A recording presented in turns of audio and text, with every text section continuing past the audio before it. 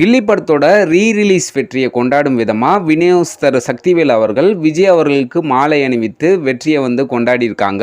அது சம்பந்தமான சில தகவல்கள் தான் இப்போ வெளியாயிருக்கு. ஸோ அது என்ன அப்படிங்கிறத இந்த வீடியோவில் நம்ம டீட்டெயிலாக பார்க்க போகிறோம். ஸோ தயவு செஞ்சு வீடியோ ஸ்கிப் பண்ணாமல் பாருங்க. டைரக்டர் தரணி இயக்கத்தில் தளபதி விஜய் அவர்கள் கில்லி அப்படிங்கிற ஒரு சூப்பரான படத்தில் நடிச்சிருந்தாங்க. இந்த படம் 2004ஆம் ஆண்டு ஏப்ரல் 17ஆம் தேதி வெளியாகி மிகப்பெரிய அளவில் வெற்றியை பெற்றிருந்தது. இப்போ 20 வருஷத்துக்கு அப்புறம் கில்லி படத்தை 4K டிஜிட்டல் தரத்துல மெருகேத்தி ஏப்ரல் 20ஆம் தேதி படக்குழு வெளியிட்டிருந்தாங்க.